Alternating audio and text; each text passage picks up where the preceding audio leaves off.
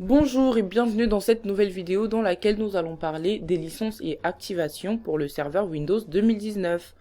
En plus des canaux de service, Windows doit également être licencié et tous les systèmes d'exploitation ainsi que tous les produits Microsoft doivent être activés. En fait, tous les produits Microsoft nécessitent désormais une activation. La licence pour le serveur standard ou le centre de données est basée sur le nombre de cœurs et pas seulement sur le nombre de processeurs dans votre serveur. Ainsi, un cœur physique doit faire l'objet d'une licence, ce qui signifie que chaque serveur doit faire l'objet d'une licence. Il doit y avoir 8 licences de cœur par processeur et 16 licences de cœur par serveur. Il n'y a donc aucun concept derrière cela, c'est juste le schéma de licence de Microsoft. Normalement, ce n'est pas un problème pour qui que ce soit, à moins que vous ne soyez impliqué dans l'achat du serveur. Maintenant, la licence d'accès client ou communément appelée CAIL est requise pour chaque utilisateur ou appareil qui se connecte au serveur, quel qu'en soit le but. Un exemple de ceci serait que si j'ai un serveur de fichiers et qu'il exécute le système d'exploitation serveur 2019, je dois disposer d'une licence pour le système d'exploitation que j'aurai installé sur le serveur. Maintenant, vous avez vos utilisateurs qui vont se connecter à des dossiers partagés, on va dire que se sont connectés au serveur et ont accédé aux données de votre serveur. Vous avez besoin de ces licences d'accès client pour les utilisateurs ou les appareils qui se connectent au serveur.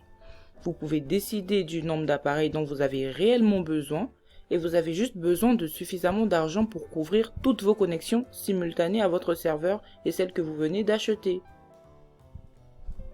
Donc là, nous avons les méthodes d'activation du serveur Windows. On va parler de l'activation manuelle qui nécessite une clé de produit. Maintenant, c'est plus quelque chose que vous feriez dans un environnement domestique. Donc si vous deviez aller au magasin et en acheter une copie de... une copie de Windows 10 de votre magasin d'informatique local, cette copie sera livrée avec un produit. Vous installez le système d'exploitation, vous tapez le produit, vous cliquez sur activer. En gros, c'est un processus manuel et l'activation ne se fait qu'une fois pour un PC. Mais en fait, ce sont les options d'activation automatique qui nous intéressent vraiment. La première qu'ils ont ici est le service de gestion de clés. Maintenant, c'est toujours appelé CMS. Comment un CMS fonctionne? Vous avez un serveur sur le réseau, ce serveur que nous appelons un hôte CMS. Maintenant, vous passez par n'importe quel serveur Windows de votre environnement et vous pouvez en fait installer ce service d'activation de volume sur un serveur local dans votre environnement et cela en fait un hôte CMS. Donc vous choisissez le serveur que vous voulez pour agir comme votre serveur d'activation et que se passe-t-il? On va juste activer les clés de gestion, les services de gestion des clés sur celui-ci et après vous pouvez procéder à l'activation par internet ou par téléphone. Mais une fois que vous l'avez activé,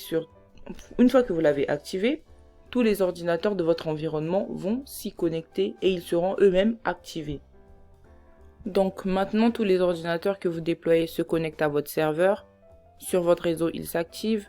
Ils n'ont pas besoin de se connecter à Internet. Ce n'est donc pas comme si vous deviez faire quelque chose pour vous connecter lorsque vous êtes sur le réseau. Il se connectera automatiquement, se réactivera et continuera à étendre cette activation. Nous avons également une autre option, l'activation de la base de l'annuaire. Maintenant, c'est très similaire au CMS. La seule différence est que l'autre CMS que vous avez ici, ce serveur exécute Active Directory. Donc ce serveur sera un contrôleur de domaine sur votre réseau. Maintenant, si vous n'êtes pas familier avec Active Directory et les contrôleurs de domaine, c'est quelque chose que nous allons configurer dans la prochaine leçon. Mais dans n'importe quel environnement d'entreprise dans lequel vous travaillerez, ou peut-être que vous travaillez déjà, vous aurez un domaine et vos ordinateurs clients seront joints au domaine. Le principal avantage est que les administrateurs de votre entreprise peuvent maintenant contrôler la configuration et les paramètres de tous les ordinateurs de l'entreprise. Et nous avons également une clé d'activation multiple. On l'appelle toujours MAC. L'effet à ce sujet, quand vous allez chez Microsoft, vous achetez juste un certain nombre d'activations. Disons que j'ai 50 serveurs. Un millier de clients diront maintenant vous avez 50 serveurs. On va rester réaliste. Vous aurez bien plus qu'un millier de clients. Mais c'est juste pour cet exemple. Pour savoir ce que fait Mac. Donc Microsoft va me donner une clé de produit pour le système d'exploitation du serveur. Ce produit peut être activé 50 fois en supposant que j'ai acheté 50 activations. J'utilise donc le même produit sur tous ces serveurs. Et quand vous l'activez, tout ce qu'il fait, c'est de se connecter à Microsoft via Internet. Il réduit juste vos activations restantes pour chaque serveur que vous activez. Il en va de même pour les clients. Vous pouvez utiliser le même produit sur tous vos clients. Chaque fois que vous vous connectez à Internet, vous activez cela et cela fait la même chose sur vos clients. Vous avez un millier d'activations avec la clé de produit. Donc vos systèmes d'exploitation clients se connectent à travers Internet. Donc certains environnements vont mélanger CMS et Mac.